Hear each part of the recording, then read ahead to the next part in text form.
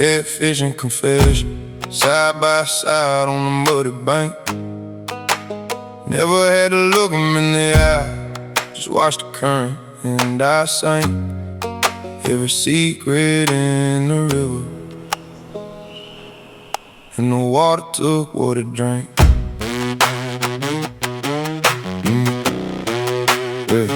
There's a spot on the Duck River, a mud bank under a willow, where the catfish sit in the deep holes and the water slow and shallow on the edges. And my Uncle Roy taught me to fish it as a boy, riding the fork of a stick, still impatient, watch the boy. And I hadn't been out there in years, hadn't spoke to Roy in more, since I stole from him, since the money, since I broke down his front door. Looking for anything to pawn, I did that to the man who raised me when my daddy took off running, and the shame of it near crazed me. So when he caught and said let's fish, I about didn't go. Figured I'd get the lecture, figured he'd wanna know why. But we sat down on that bank at 5 a.m. side by side, baited hooks in silence, cast them out, and Roy just sighed and said the catfish will bite when the sun hits that far ridge. And nothing else, just sat there, didn't build a single bridge or burn one. And here's what I learned about confession that morning: it comes easier when nobody's looking at you. No warning, no confrontation, no eye contact, just two men in a river and the current doing the talking, and the willow leaves a shiver. About an hour in, without deciding to, I started talking, told him everything, told him how the whole thing started: the drinking, the stealing, the shame, the door, the money. And Roy just watched his line and didn't move, said said honey, you ain't telling me nothing the Lord didn't already know. And the river took it, all of it, and carried it below. Catfish and confession, side by side on the muddy bank. Never had to look him in the eye, just watched the current and I sang every secret in the river, and the water took what it drank. When I finally ran out of words, when the whole ugly thing was told, the sun was up over the ridge and the coffee had gone cold, and Roy set down his rod and he turned. First time he looked at me since I sat down, and there wasn't nothing in his eyes but mercy. He said James 5:16, confess your sins to one another and pray for one another, so that you may be healed, brother.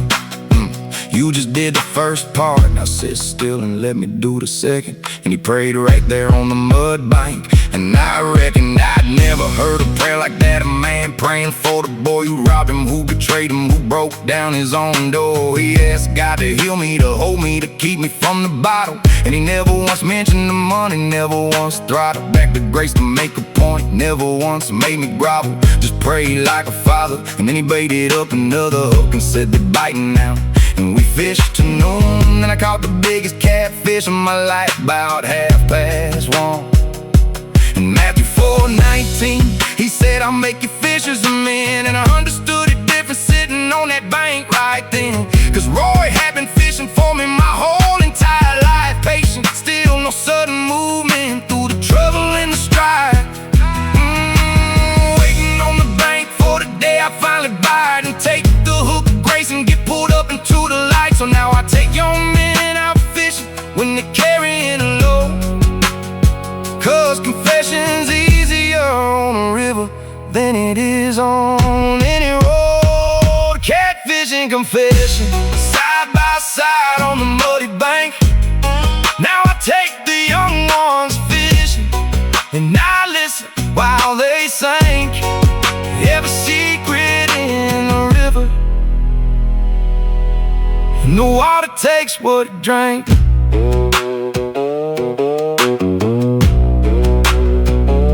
You're biting out,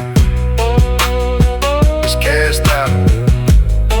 Start talking, I'm listening.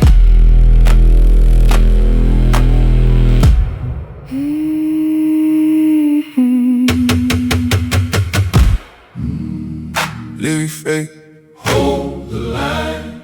Water's rising, so am I. Sandbag by sandbag, one at a time. Levee Faith, hold the line. Yeah.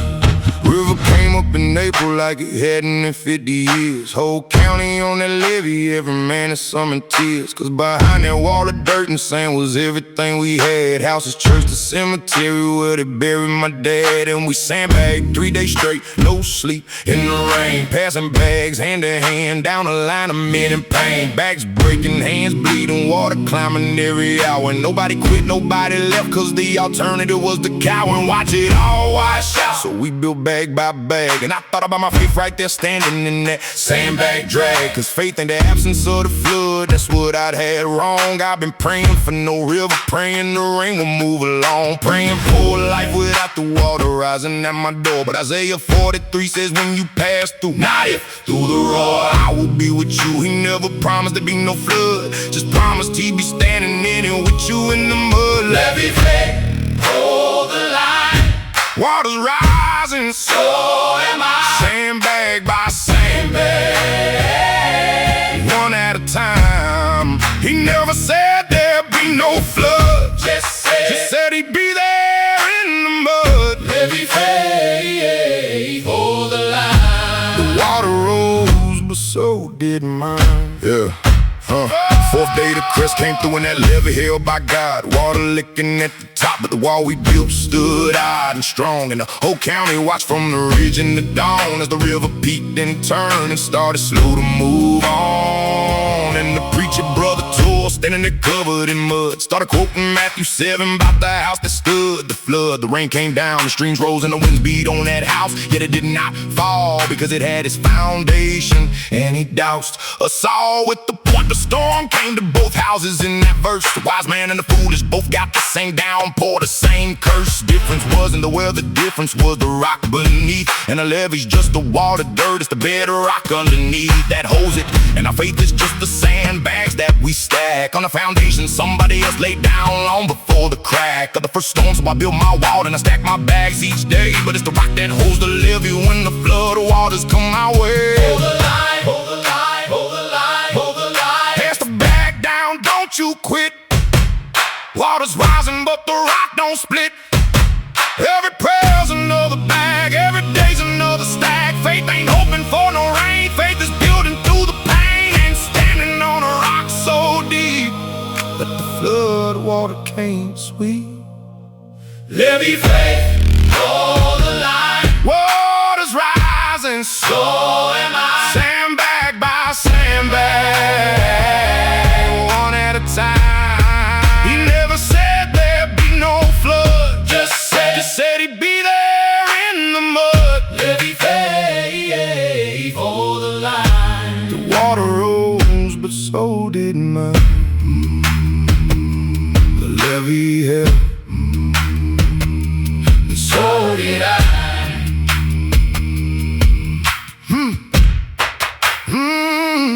So did I.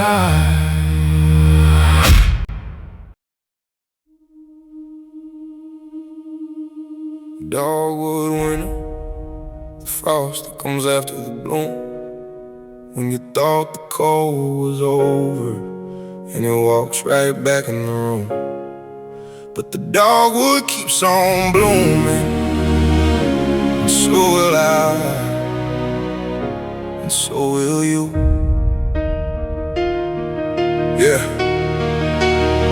Old folks round here got a name for a cold snap in April, when the dogwoods are already blooming, white and full and fragile, and the temperature drops overnight and frost lays on the petals. And you think it's gonna kill them, think the whole spring settles back to winter. They call it Dogwood Winter, and it comes every year without exception. After warmth, after the sun's been out a while, and you've put your coat away and started thinking spring has come for good. And then the cold downhearted sneaks back in for 3 days, and the flowers take the freeze, and it feels like a betrayal about a whole year if you please. And that is the most accurate picture of the Christian life that I have ever found. Cause after I survived the night of my addiction, after 2 years sober, after the bloom of a life reborn, of a marriage restored, of a room full of people who believed in me again, the frost came. My best friend died, my mother got the diagnosis, and the same old voice came whispering through the cold that maybe I've been fooled, that the spring was just a setup, that the bloom was overruled by a winter that was never really over, just delayed. And I sat in my truck in a hospital lot, and I nearly made the oldest mistake I know. Cause the dogwood winter hits the hardest when you've already bloomed, when you've already let your guard rest. Oh, dogwood winter, the frost that comes after the bloom, when you thought the cold was over, and it walks right back in the room. But the dogwood keeps on blooming, oh, and so will I, and so will you. But here's the thing about a dogwood, here's what the old folks know. The frost comes every single year, and the dogwood keeps on blooming, oh. Yeah, it never once has failed to bloom because of a late freeze. It just stands there in the cold with its white flowers in the breeze, and takes the frost, loses a few petals to the ground. And when the cold snap passes, 3 days later it's still crowned in white, still standing, still blooming, still doing what it does. Because the dogwood don't decide to bloom based on the weather, it just was made to bloom, and it blooms in the winter. Don't get a vote. In John 16:33, in this world you'll have trouble, he wrote. Not might have, we'll have. The frost is coming, it's a promise, but take heart, I have overcome the world. That's the honest gospel. Not that the cold won't come, but that it doesn't get the final word over what's already blooming in you and my survival. Through that hospital parking lot, through my friend's grave, through the fear was just a man standing in the dogwood winter, holding on a year to the cold past. In the past it always passes, song to songs 2:11. The winter is past, the rain is over, and along the whole bridge in May, the dogwoods bloom like nothing ever froze. And that's my testimony, standing here, and here's how it goes. I have bloomed, and I have frozen, and I have bloomed again. And the freezing never once undid the blooming. Not back then, not now, not ever. Cause the one who made me bloom is stronger than the frost that comes to kill it. I just had to stand there longer. Dogwood winter, the frost that comes after the bloom, when you thought the cold was over, and it walks right back in the room. But the dogwood keeps on blooming, oh, and so will I, and so will you. Stand there in the cold, don't you close up. Stand there in the cold, don't you close up. Stand there in the cold, don't you close up. Stand there in the cold. The frost don't get to say what you are, the freeze don't get to name the scar. You were made to bloom, so bloom in the cold. Lose a petal, keep a hold. 3 days pass and the sun comes through, and the whole ridge white with the likes of you. Dogwood winter, do your worst. The bloom was here before the frost, and the bloom will be here first. Dogwood winter, you can't kill what God has grown. The frost can come and take a petal, but the tree still stands alone, blooming through the cold and after. And I'm blooming and I'm whole. The winter is past, the rain is over and gone. Flowers appear on the earth, and the season of singing is come. Dogwood winter, it don't last. And I'm still blooming, still blooming, still blooming.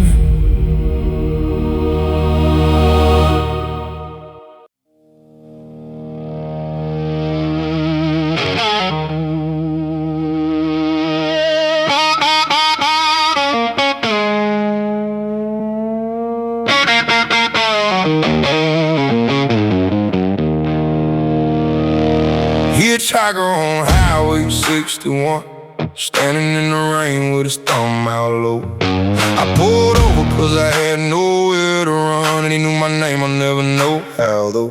Some have entertained angels unaware, that's what the writer of Hebrews said. Hitchhiker on Highway 61, he taught me off the edge instead.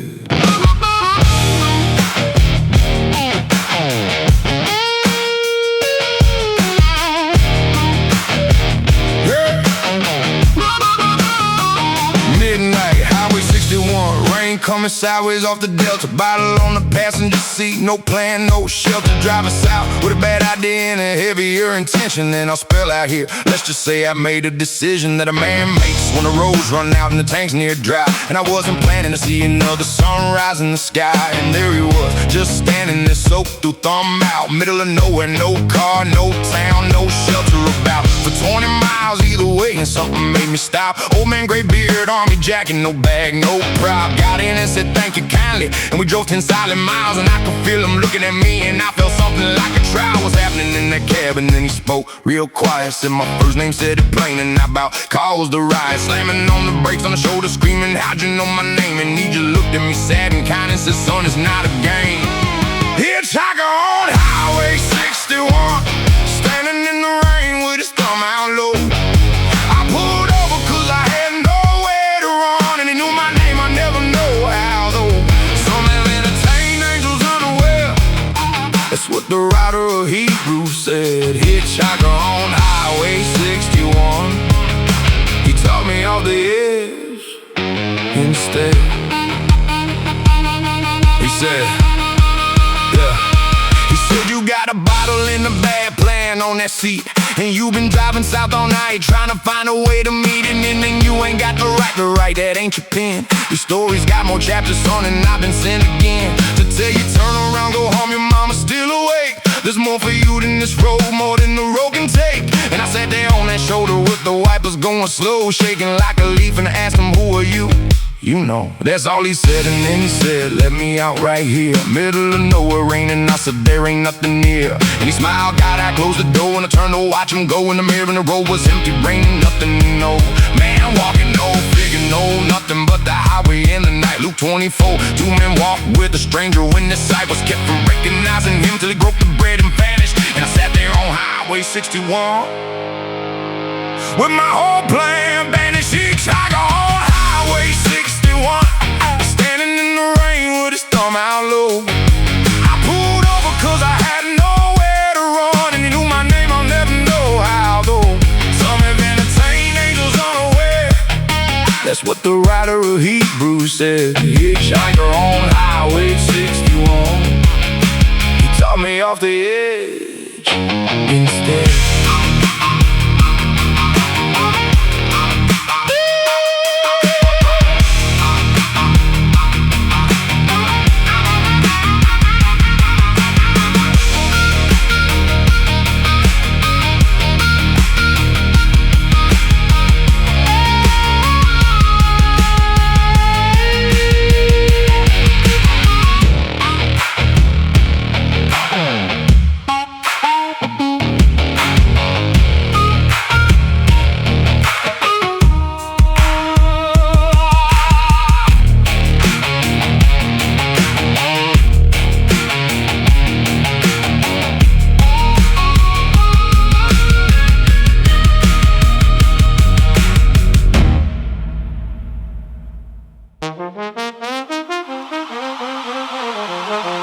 Carrying my own casket,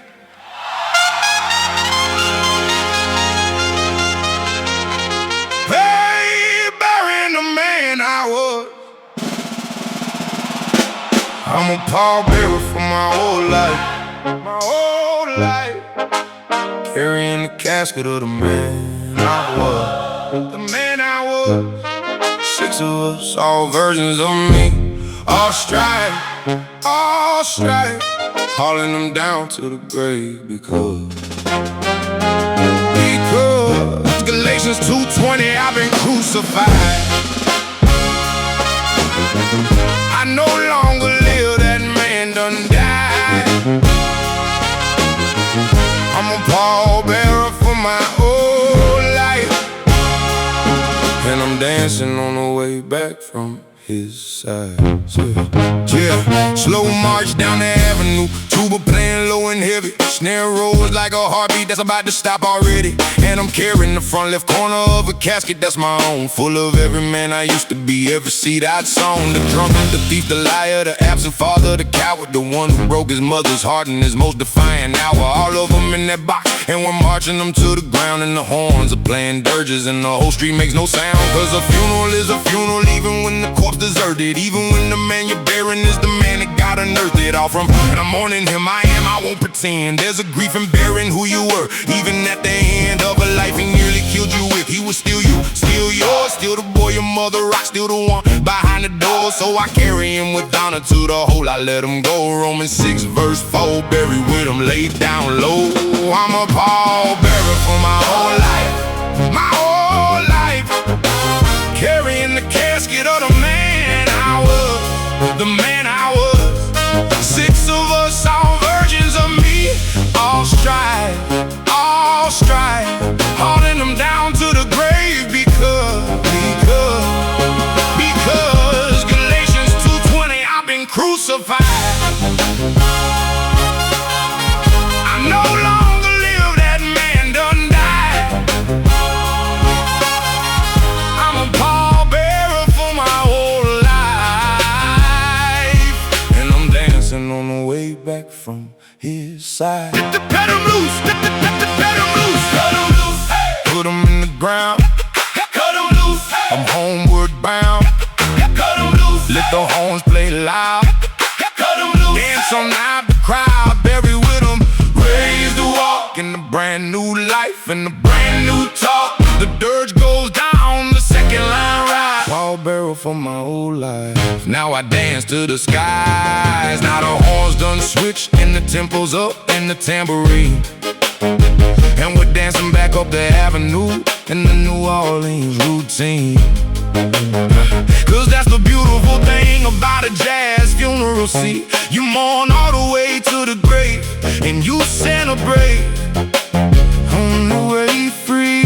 Yeah, I buried the old man proper, gave him honor, gave him tears. Then I turned around and danced back up the street through all the years. He stole it, cause I'm owning in the dance, and both belong, both are true, both are holy, both are part of the same song. Galatians 2:20 again, I have been crucified with Christ and I no longer live. The old man rightly died, but Christ lives in me. That's the second line, that's the horn, that's the reason for the dancing at the funeral of the man I'm on. So if you're burying who you were, do it right, do it slow. Let the dirge play, let it hurt, let him go, let him go. And then turn around and dance, cause the tune didn't hold him and it don't hold you. Pallbearer, drop the casket, the king told me I'm a pallbearer for my whole life, my whole life. Carry the casket of the man I was, the man I was. Laid him down, said goodbye, ended the stride, little stride. Now I'm dancing up the avenue because Galatians 2:20, I've been crucified, but Christ lives in me. So the new man rides. I'm a pallbearer for my whole life, and the second line's playing on the other side. That's him home, he's buried, let the horns play. I'm alive.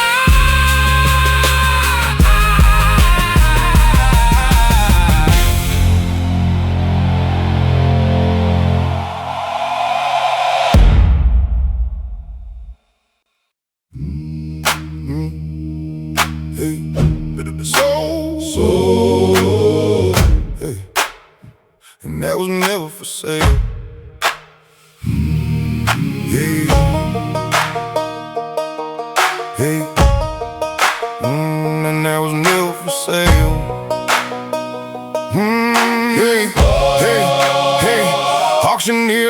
up in my front yard on a Saturday. Everything I owned and rolls on the grass on display. Table, tools, the tractor, the truck, the beds, the chairs. Everything a man collects in 40-something years. And he starts that chant, that rapid fire. Hey, bit, and 100 neighbors bidding on the life I hid behind for decades. My daddy's tools going for $11. My wife's sewing machine sold, and the whole thing hollers at my pride and my worth, at the numbers on the tickets. Cause a man's life at auction goes for less than he predicted. Sold for 6 sold, for 20 sold, for 100 flat. And I'm standing in the driveway watching where my whole life's at, getting hauled off in the pickups of the folks I've known for years. And the auctioneer keeps chanting and I'm swallowing the tears. And every sold is a piece of me leaving out the gate. And I thought I'd fall apart, but something else happened. Wait, sold, everything sold. Everything sold. Watched it all go down the road. And the strangest thing came over me, standing there with an empty load. The auction of everything I own turned out to be the day I got rich. Every hammer, that gavel, pulled another stitch out of a suit I'd sewn from things that never once were me. The auction of everything I own, sold it all, and I went free. Job 121, the Lord gave and the Lord took away. Blessed be the name of the Lord. Job said it the same day. He lost every single thing, every child, every head of cattle. And he didn't curse God, he worshiped standing in the rattle of a life reduced to nothing. And I always thought that verse was for the super saints, the ones whose faith is well rehearsed. Till I stood in my own driveway here and sold 100 times, and felt the weight come off, and felt the freedom in the vibes. Cause every item on that lawn was a chain I've been dragging. Every purchase was a promise that the stuff would stop the nagging emptiness inside me, and it never once delivered. Matthew 19:21, sell your possessions, he considered telling the rich young ruler, then come and follow me. And the young man walked away sad cause he owned too much to be free. Well, the auctioneer sold my possessions and I didn't get a vote. And by supper I owned nothing and I finally could flow. Sold, everything sold. Everything sold. Watched it all go down the road. Never knew how heavy it was till I sat down to load. The auction of everything I own turned out to be the day I got rich. Every hammer, that gavel, pulled another stitch out of a suit I'd sewn from things that never once were me. The auction of everything I own, sold it all, and I went free. And I was never for sale. Everything but my soul. Everything but my soul.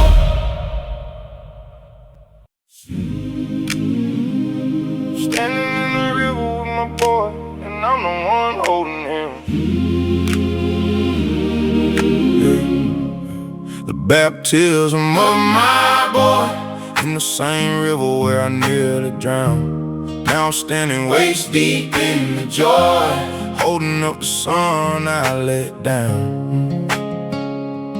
Buried with him, raised with him, water washing both of us clean. The baptism of my boy, the Best day I have ever seen. Hey, my boy watched me drown for 11 years. Not in water, in a bottle, and he watched through his tears. Watched his daddy miss the ball games, watched him pass out on the floor. Watched him promise and then break it till he didn't hope no more. And I don't get to skip past that, don't get to pretend that the years I stole from him ever fully meant. And when I got sober, when I came back to my senses, he was 14 and hard and had built himself defenses that I couldn't get through with an apology or a hug. Took 3 years of showing up before he let me shrug that wall down even a little. 3 years of Tuesdays, 3 years of him testing with a daddy breaking always, finding out I didn't. And then last spring he came to me, 17 years old, and said, Dad, I want the same thing you got. I want Jesus and I want you to baptize me. And I about fell to the floor of that kitchen, brought to my knees. The baptism of my boy in the same river where I nearly drowned. Now I'm standing waist deep in the joy, holding up the son I let down. Buried with him, raised with him, water washing both of us clean. The baptism of my boy. The best day I have ever seen. Yeah, same river where I sat with a bottle at my lowest. Same bank where I passed out, and now the church and now the holiest water I've ever stood in, waist deep in my jeans. And my boy comes wading out to me. Lord, I can't explain what it means for a man who nearly killed himself to stand in that same curtain and hold his son and say the words and be the one that's fervent. Acts 16:31, believing you'll be saved, you and your household. And I read that in the days when my household was in ruins, and I prayed it like a prayer. And I believe in it could reach the boy who stopped believing I was there. And now he's in my arms in the water, and I say buried with Christ in baptism, raised to walk in a new way. And I lower him under Romans 6, and I bring him up in the church on the bank, start singing. And I can't hold a cup of my own heart is spilling over, and my boy comes up grinning, and I'm weeping in the river where my dying had its beginning. The baptism of my boy, in the same river where I nearly drowned. Now I'm standing waist deep in the joy, holding up the son I let down. Buried with him, raised with him, water washing both of us clean. The baptism of my boy. the best day I have ever seen. Same river, different man.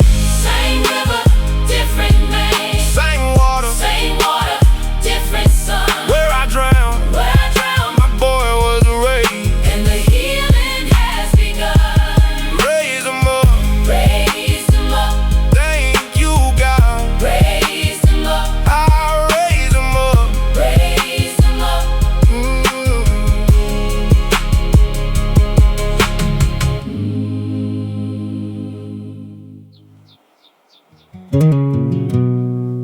20 feet up in the dark, and he was already there.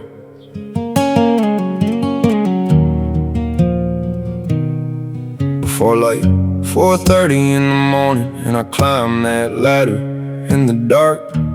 20 feet up in no white oak to a stand my daddy marked 30 years ago. Plywood floor and a rail, that's it. Sat down in the cold with a thermos, and I waited for it.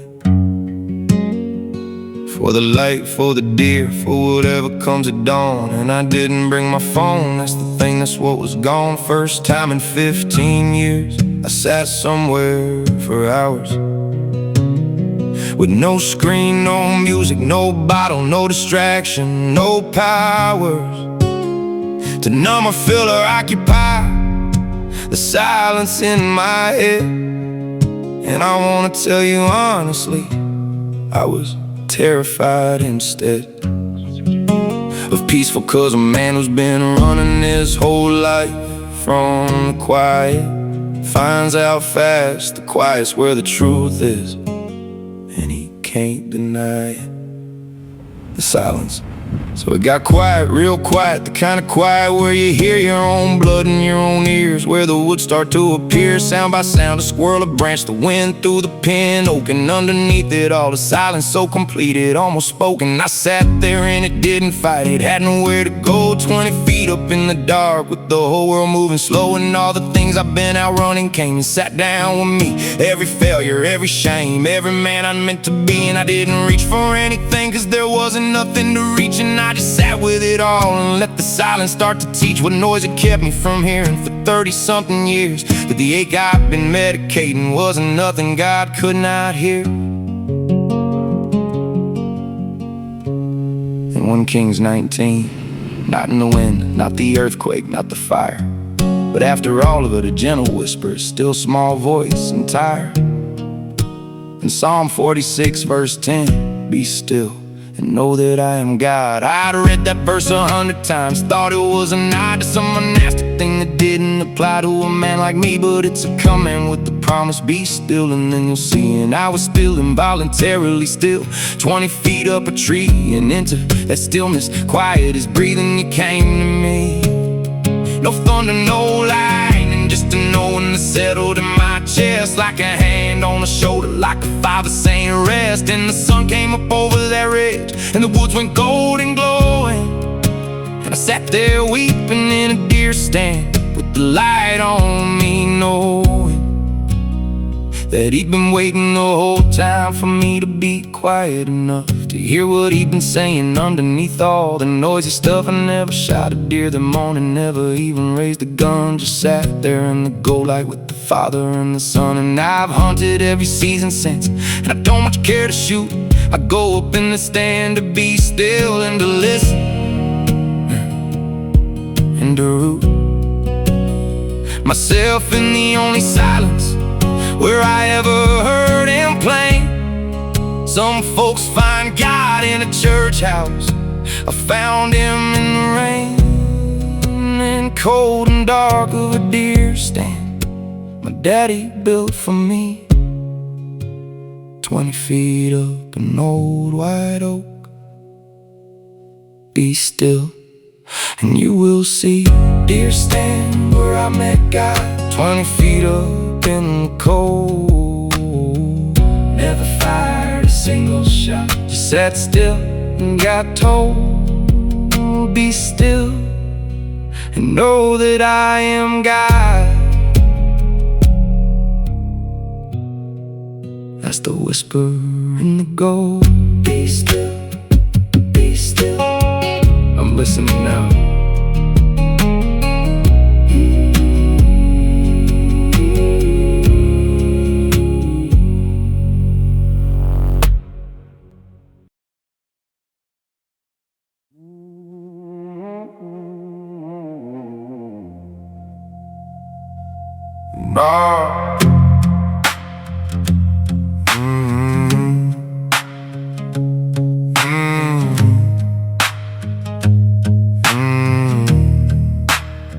The night shift and the Nazarene, punching the clock at 3 a.m. You know what tired hands mean. He was a working man like that.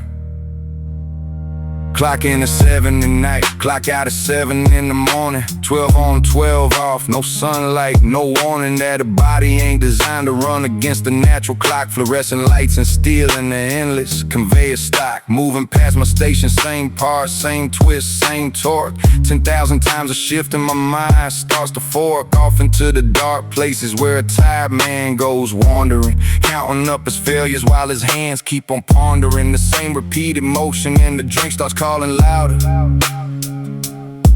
cause a man who works the night shift finds a bar at 7:30, prouder of his exhaustion and his paycheck, and the bill goes down like water. When you're too fried to go to church and you're too proud to say you oughta.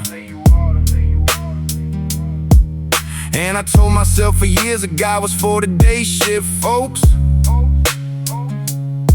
the ones with Sunday mornings, the ones a sermon man spoke.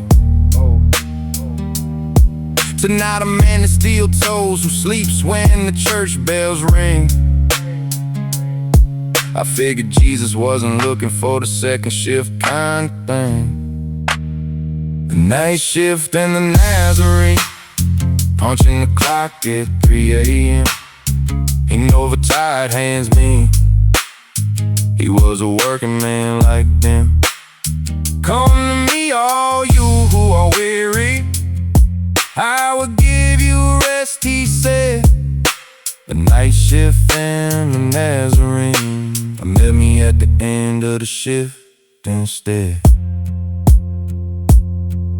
Mark 6 verse 3, isn't this the carpenter? That's what they asked about him. That's the family's identify. Not a scholar, not a priest, not a man of leisure and letters. A carpenter, a tradesman, splinters, calluses and sweaters. Soaked through by noon, working with his hands like I work with mine. 30 years in the shop before he ever preached a line. And it hit me on a break at 3 a.m. sitting on a pallet, eating a cold sandwich, and it broke some like a mallet. Cause the God I thought was only for the rested and the clean spent most of his life on earth as a working man on scene. Sawdust in his beard, sore back, aching hands and shoulders. Do exactly what it feels like when the work ain't ever's over. And man, if you 11, 28, come to me, all you weary and burdened, that ain't aimed at the comfortable and cheery. That's aimed at the night shift, at the ones who can't get rest. The Nazarene was talking straight to men like me, the tired as stress. The night shift in the Nazarene, punching the clock at 3 a.m. He knows the tired hands mean. He was a working man like them. Come to me, all you who are weary, I will give you rest, he said. The night shift on the Nazarene, and met me at the end of the shift instead. Now I pray on the line between the parts, between the talk, a rosary, a repetition, a sanctuary at work. Cause if he was a carpenter for 30 years before he began, and the Lord ain't waiting for my Sunday, he's here in the graveyard span of a shift that don't end. In the hum of the fluorescence and the smell of the machine, all in the tired man's presence. I found him on the night shift, cause the night shift's where I was. And he don't require you climb to him, he comes down just because.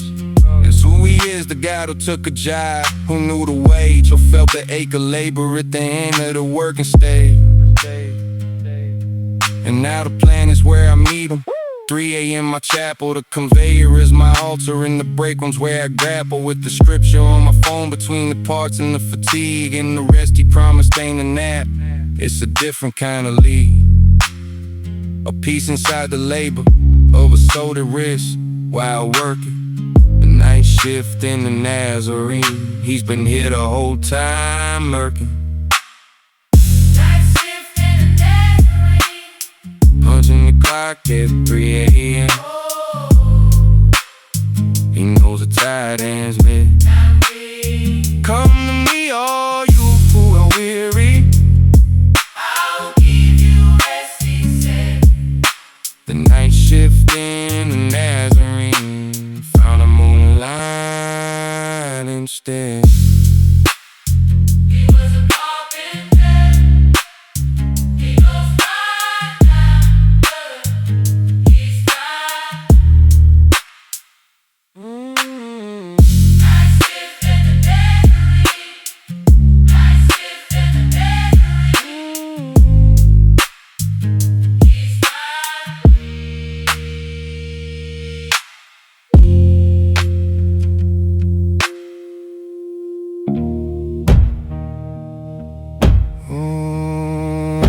The rival I sold for rent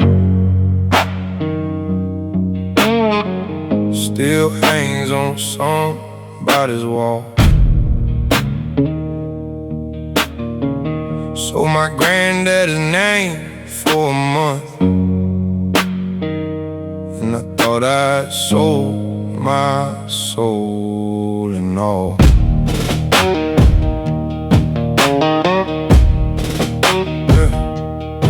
Granddaddy's 30-30 Winchester, walnut stock and steel. Killed his first buck at 14, hung it over the mantle reel. Family heirloom, passed to my daddy, passed to me. The one thing I own worth owning, the only legacy. And I'm 400 short on rent in the worst month of my life. Sick, shaking, jobless, no family, no wife. And I'm standing in the pawn shop with the rifle in the case, and the shame of it's a fire burning straight across my face. Cause I know what I'm doing, I know what it means to sell the one thing granddaddy gave me. I'm auctioning off hell for a roof for 30 days, for a place to keep on dying. And the pawnbroker knows it, and there's no use in denying that a man who sells his granddaddy's rifle for the rent has crossed the line inside himself and spent what can't be spent. And I took the 400, walked out, didn't look back, and I felt the family line go slack, felt the whole thing crack.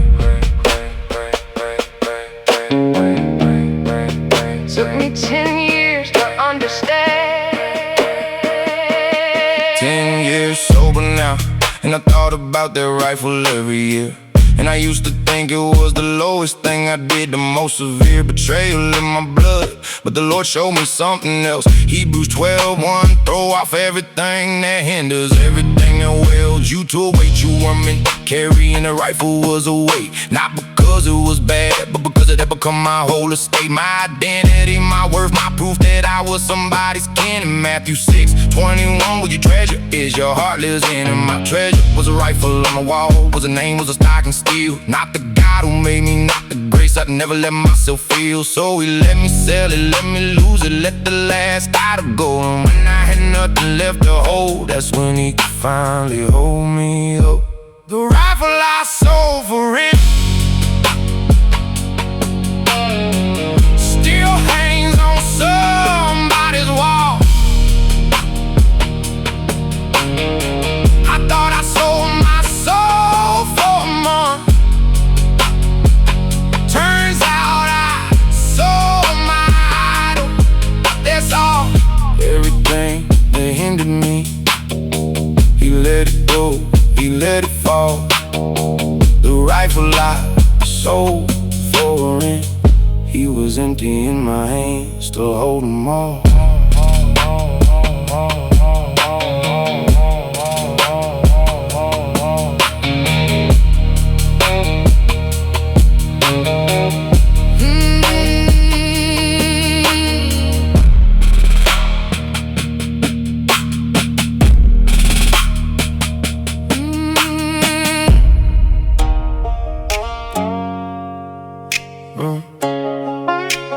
Third time he covered me, and that time he prayed.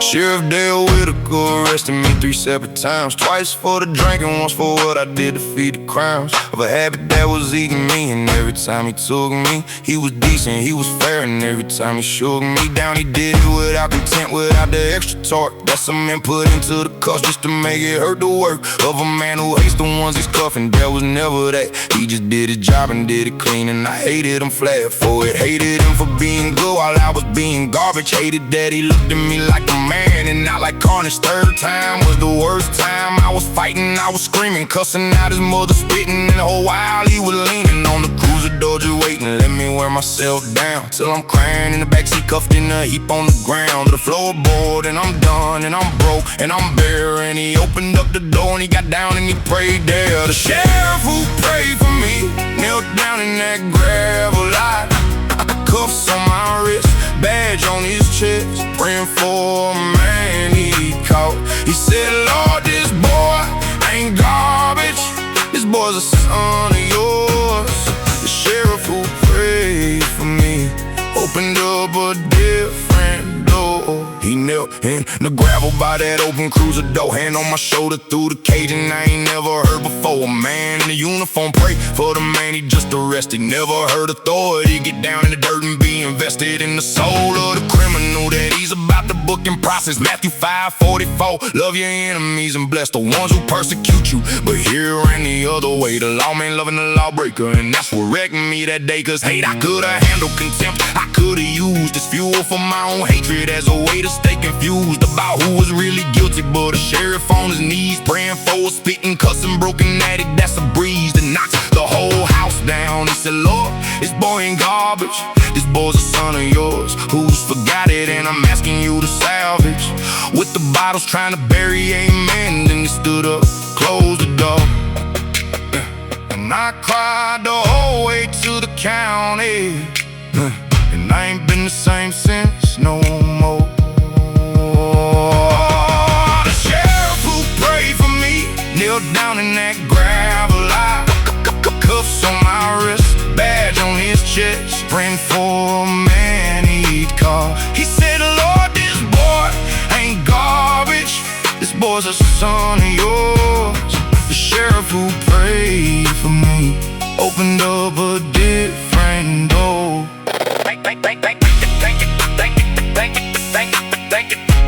Thank you, Sheriff Dale.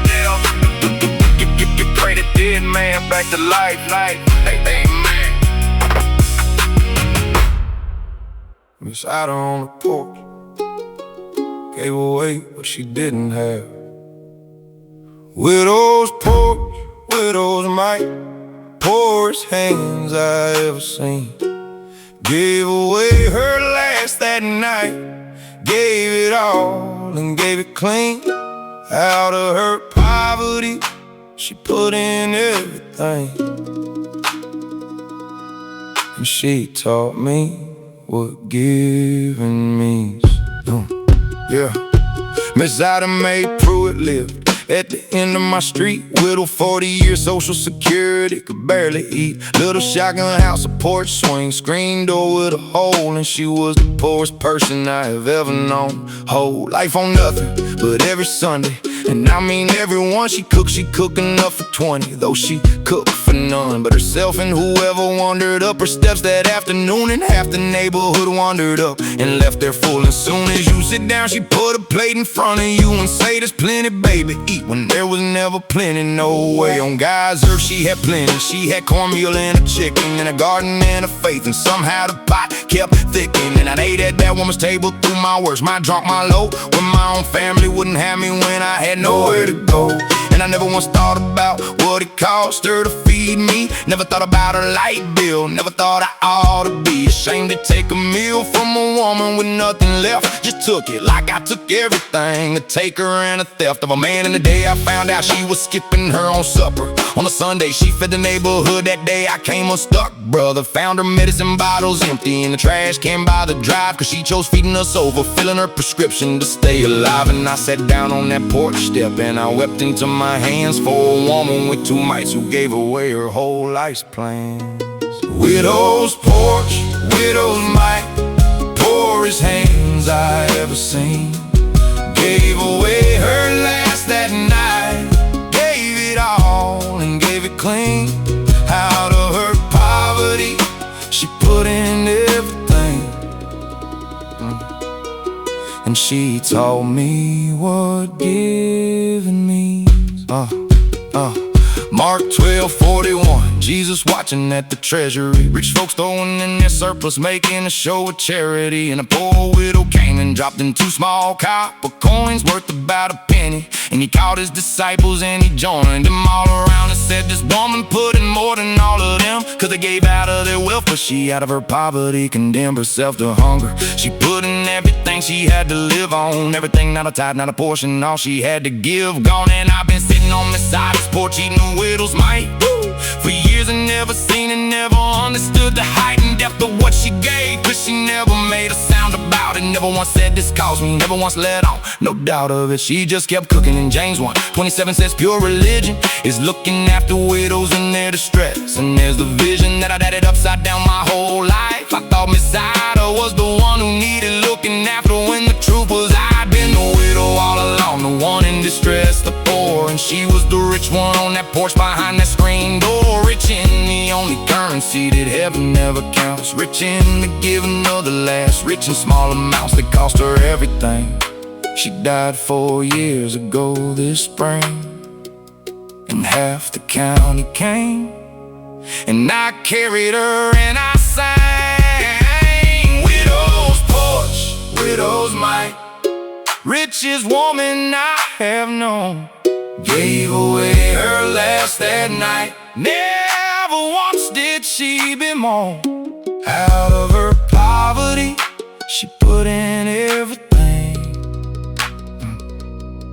Now I set my table like her own. There's plenty, baby, eat, that's what she'd say. There's always plenty. There's plenty, baby, eat, that's what she'd say. There's always plenty.